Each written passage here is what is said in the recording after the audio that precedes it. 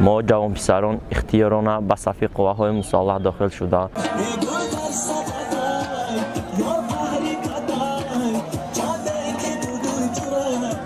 من هیچ وقت هم چو مادر زیق نیستم. زیرا در اینجا بودن قرض هر یک فرزند با ناموس و با ننگی تاجیک میباشد. پیوست شده یعنی بوم مرزی وطن جان و جان ما رو حمایت نماید. بیایید هموطنان تا جانفدای این وطن باشه، همه فرزندهای با وفای این وطن باشه. осон ройгон арзон.tg сайти эълонҳои бепул.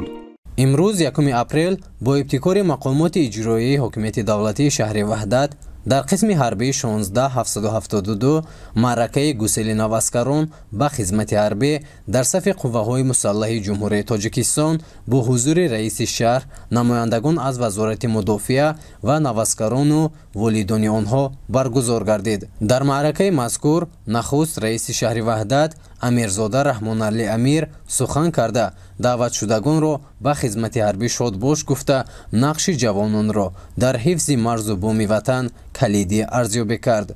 29 январи соли равон аз ҷониби пешвои муаззами миллат президенти ҷумҳурии тоҷикистон ҷаноби олӣ муҳтарам эмомалӣ раҳмон қонуни нави ҷумҳурии тоҷикистон дар бораи уҳдадории ҳарбӣ ва хизмати ҳарбӣ ба имзо расонида шуд.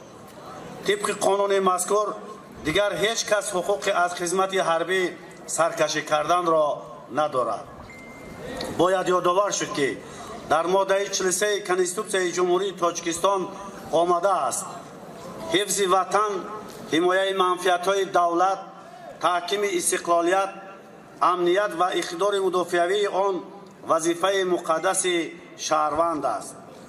боиси ифтихори ҳамаи мост ки соли дуюм аст ки сафи ихтиёриён зиёд гардида истода ва шаҳри ваҳдат дар рӯзи якум ва дуюми даъват аз иҷрои нақшаи тасдиқшуда бо сарбаландӣ мебарояд. имрӯз ба ҳамаи шумо ҷавонони бонангу номус далеру шуҷоъ ки дар рӯзи якуми даъват ва комиссарияти шаҳри ваҳдат ҳозир гардида бо сари баланд барои хизмат дар сафи қувваҳои мусаллаҳи ҷумҳурии тоҷикистон сафарбар мегардед, аҳсану изҳори миннатдории худро мерасонам. мо ба чунин ҷавонони асил ва ҳомиёни ҷасури ватан ифтихор менамоем. мо ҳама иштирокчиёни чорабинии имрӯза ва волидону азизи гиромӣ дар ин лаҳзаҳои фараҳбахш ба ҳамаи шумо даъватшудагон ҷавонони бонангу номуси диёр фотиҳаи нек дода умеди онро дорем ки шумо бо сари баланд хизмати модар ватанро ба ҷо оварда шаъну шарафи диёрамонро баланд мебардоред.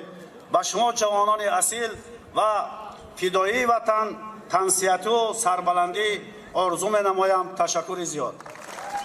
تاجیکیم از تاجیکستان ما، پیروانی آل سامان ما، پادشاه ما امام علی رحمان بود، پیروانی رحمان و رحیم ما. من یک مادری بزرگ امروز از قشلاق قسمی گنج فرزندان خود را به وای رسانده، امروز یکی از آن فرزندان خودم آرزو جان یتیموف را به صف قوه‌های مسلح وطن روی کرده ایستادم و به آنها بختی بلند آرزو دارم. من همچو مادر تکلیف میکنم به همه ای اسکر بچه هایی که به صف خدمت رفته ایستاده اند. خدمت وطن مادر برای هر یک فرد تاجیکستان، هر یک جوانمرد تاجیکستان هم فرض است و هم قرض مادری باید که اجرا کنند. ما مادران دعاگوی این فرزندان هستیم که پروردگار همین خیل فرزندهای به وای رساندیم که امروز به اختیار خود به سری بلند به صف خدمت رفته ایستادن و از آنها تمنا داریم که پروردگار در این سال به سری بلند خدمت ادا کرده باز همین خیل به چهره شکوفان به شهر وحدت به قشلاق سمیگنج باز برگردند. осон ройгон арзон.tg сайти эълонҳои бепул. من هیچ وقت هم چو مادر زیق نیستم. من از تمام مادران تاجیکستان خواهش میکنم که همچون من که من دو تا پسر دارم، پسری اخیران من اینم خیلی به صف خدمت وطن رایی کرده ایستادم، همه مادرها همه خیلی فرزندانشان را به اختیار خود به شرف وطنداری به وطن ما رایه کنند و سربلندانه وطن ما را حمایت کنند. من جابرزاده عادل استقامت کننده جماعت دهاتی گلستان از دهه خلای گلستان میباشم. ما جوان پسران اختیارانه به صف قواهای مسلح داخل شده افتخار از آن میکنیم که سبق آموزاننده خصلت‌های نیک جوانمردی گردیم. چنان باید وطن خواهی، چنان باید وطن داری. وطن از ما رضا، ما هم رضای این وطن باشیم. من اعضای شورای وتران‌های جنگاوران اینترنشنالیست شهر وحدت زیاخولوف عمر اولا تمام دعوتشوندگان عزیز را با روزی دعوت به صف قوای مسلح جمهوری تاجیکستان تبریک و تهنیت گفته با آنها سلامتی و خدمت با شرفانه تمنا دارم. ما دعوت به آن میاریم که تمام جوانان امروزه که سن دعوتی دارند به صف قوای مسلح جمهوری تاجیکستان پیوست شده، یعنی بوم و مرزی وطن جان ما را حمایت نمایند.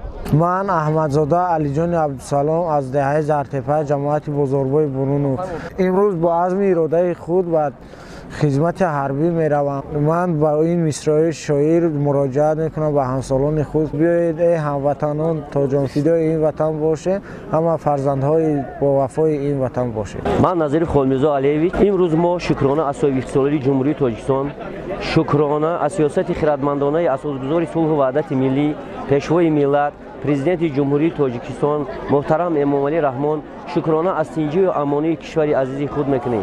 افتخار از آن دارم که فرزندم نظیرزاده سفرعلی خالمیرزا امروز اختیاراً به صف قوای مسلح جمهوری تاجیکستان داخل شده و آرزوی آن را دارم که با سر بلند از این مکتب آبتاب حیات، مکتب مردانگی میگذرد و بهر حفظ حمایت مرز و بوم کشور عزیز خود سهم ارزنده خود را میگذارد و از کل پدر و مادران جمهوری خواهش دارم که فرزندان خود را به صف قوای مسلح جمهوری تاجیکستان سفربر نمایند تا که حمایتگر وطن عزیز محبوب خود باشند. راه سفید فرزندان عزیز.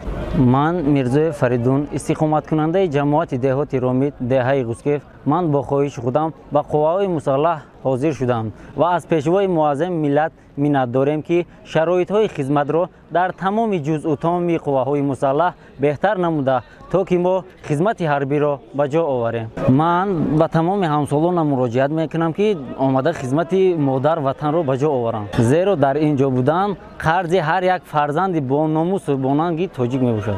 من سعیدزاده عبدالفتاح استقامت کننده جماعت دهاتی بهاری شهر وحدت.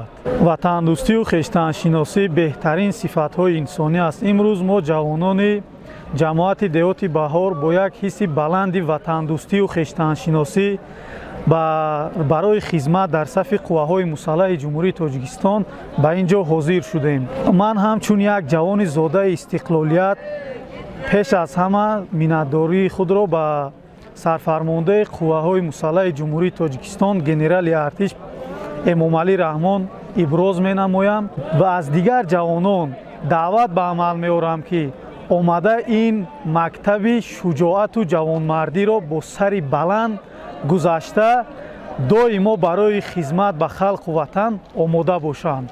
تاجیکستان به پیش.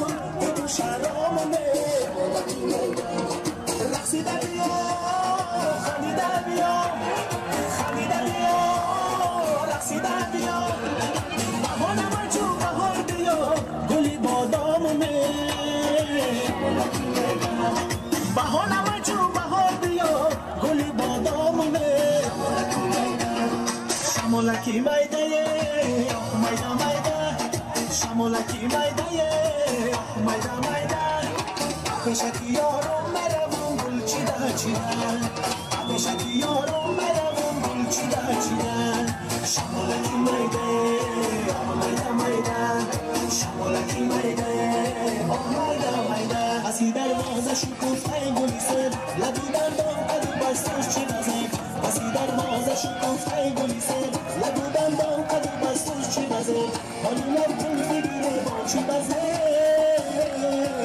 اسی دروازه شکفته گلی سر اسی دروازه شکفته گلی سر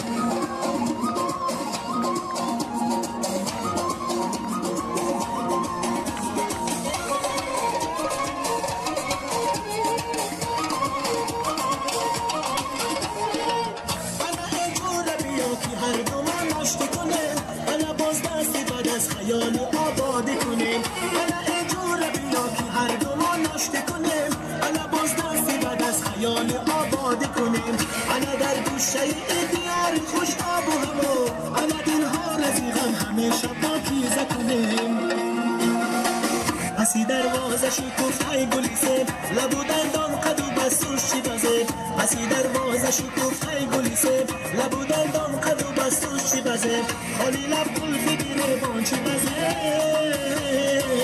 اسی دروازه شکفته گلی سر اسی دروازه شکفته گلی سر اسی دروازه شکفته گلی سر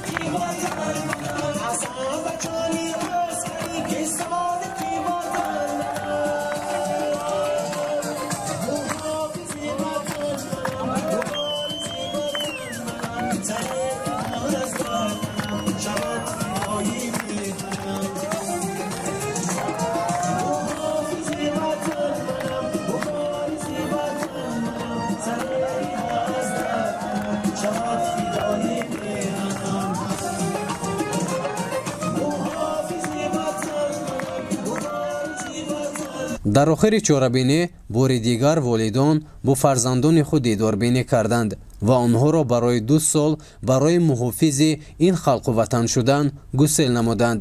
ёдовар мешавем ки дар ҷумҳурии тоҷикистон соли 2 маротиба маъракаи даъват ба хизмати ҳарбӣ сурат мегирад ва дар шаҳру навоҳии кишвар рӯзи 1 апрел чорабиниҳои махсус бо даъватшавандагону волидони онҳо баргузор мегардад.